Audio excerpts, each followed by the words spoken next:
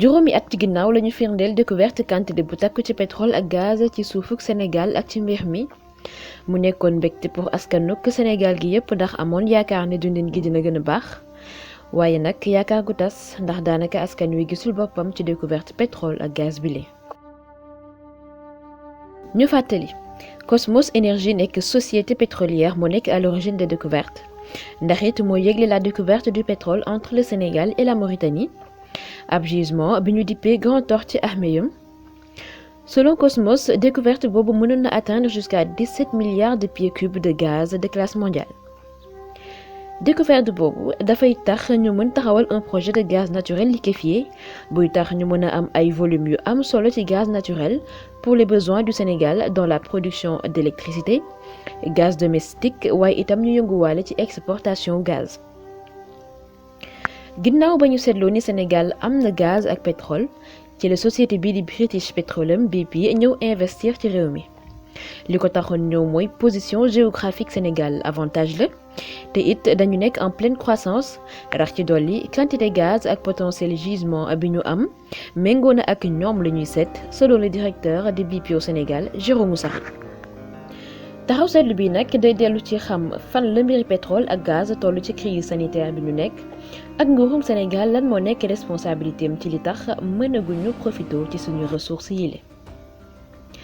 Pandémie Covid-19 tax na tey l'approvisionnement au Sénégal en hydrocarbures daanaka dafay yéex mètre cube yu njëkk yi ñu mënoon a jot ci suñu gaz naturel bi du mën a génn avant 2023 ndax depuis mbas mi ñëw daanaka frontière yëpp tëj na waaye itam dañoo dakkal li nga xamante ne moom mooy dem ak dëkk yi. exploitation gaz naturel bi 2021 la waroon tàmbali avec Cosmos et BP comme partenaires du Sénégal et de la Mauritanie ndax ñaari dëkk yi ñoo sekk gisement bi di Grand Tortue Ahmeyim.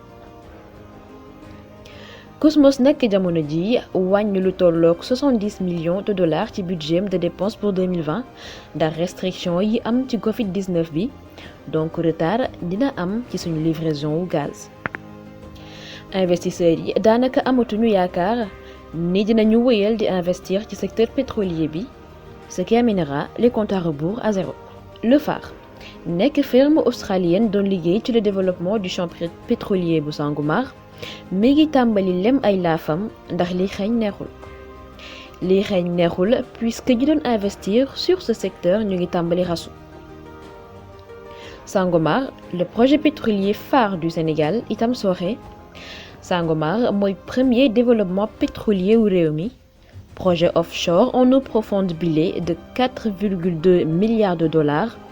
Sangomar dafa am ay jafe-jafe ndax partenaire bi di Phare finalisé wul accord de dette pour financer wàllam ci projet bi ndax su tënkoo ci jamonoy mbas mile seeni mbëbët doon dellu ci clôturer. accord de dette bu Sangomar mënatul nekk ndax yenn ci ay banques yu ñu diggoon accompagnement de la phase 1 bu tënku woon ci démarrage ak production du pétrole ci lu tolloog 75 000 ba 125 000 barils par jour banques yi mënatuñ ko accompagner. British Petroleum en tant qu'investisseur au Sénégal tey jii su évoqué woon le cas de force majeure pour dakkal investissement au Sénégal lan mooy xew. BP British Petroleum dafa nekk en position de force ndax dafa profité woon ci état ouest africain yi ngir signer ay préalable lu jàppandal ci moom te duñu gëmloo ni dinañu ci jariñoo ci suñuy ressources d'hydrocarbures dans le cadre du PSE pour fii ci Sénégal.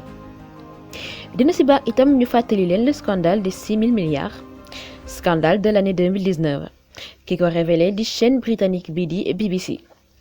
scandale boobu nag dafa impliqué woon Aliou Sall ak Frank Timis bi moom Timis Corporation. ci dossier boobu Aliou Sall doon liggéey en tant que consultant ak Frank Timis nekk roumain intéressé woon ci exploitation pétrole.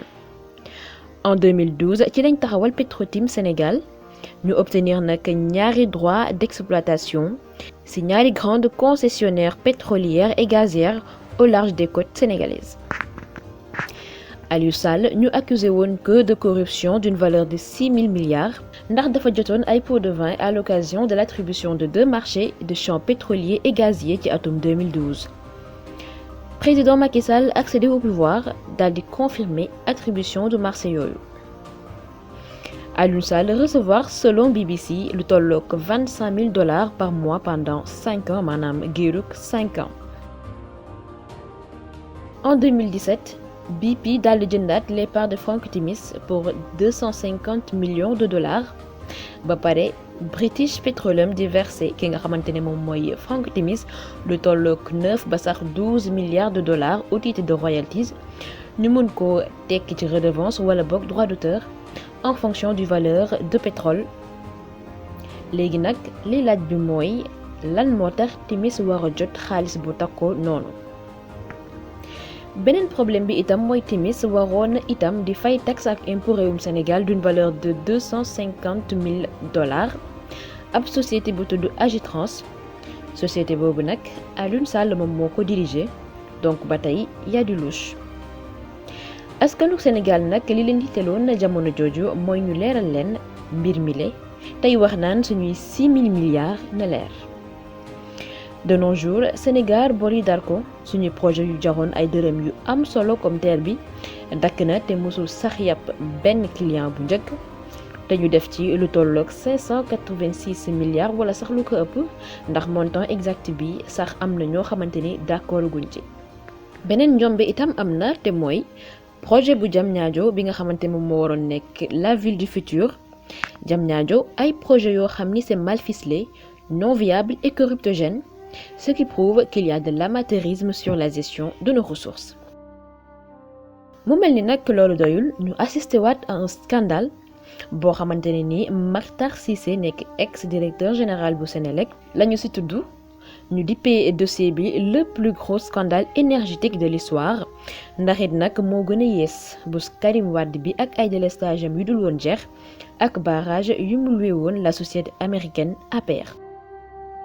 scandalu Sénélec bi lee ab contrat bu ñu xaatim diggante Sénélec dirigé alors par Makhtar Cissé mi nekkoon DG bi ak société bi di Akilee SA ki ko dirigé di wuy ci turu Amadou Ly ci diirub fukki at te duñu coûté plus de 186 milliards ci suñu koppar. bëri na nag ci ay tur yu ñu lim ci scandale boobule Makhtar Cissé nekk ex-directeur u Sénélec et actuel ministre du pétrole et des énergies. Pape Demba Bitèye nekk actuel directeur général u Sénélec ak benn Camerounais bu ñu dàkkee woon États-Unis pour escroquerie ndax jotul nag ñu xool ñan lañuy dénk suñuy dërëm. coowal mbiri Sénélec dinañ ci ñëwaat ci beneen enquête. li yëpp nag suñ ko boolee dafay wone ni conjugaison incompétence ak criminalité moo am au cœur de la conduite des affaires d'un État. moo tax tey jii réewum Sénégal daanaka mënul avancer ndax suñu ressources dañu koy sarsaaxe. le mal est fait suñuy partenaires étrangers jamono ji li leen gën a yomb mooy ñu tay lañu sur le terrain ndax c'est le sauve qui peut. le sauve qui peut ndax bu ñu xoolee njëgu baril de pétrole tey jii ñu koy wecceekoo lu yees $25 baril bi di def 159 litres. lii nag duñu pousser ñuy xalaat ndax gënul woon ñu tey suñu ressources fii ak conditions judicieuses d'exploitation yi gën a leer. à l'instar de l'Arabie saoudite bi jëm ci jeter les bases du monde après jàngoroy Covid-19 ndax réewum Sénégal ak ay richesse am warul xoolaat li nga xamante ne moom mooy politique énergétique am.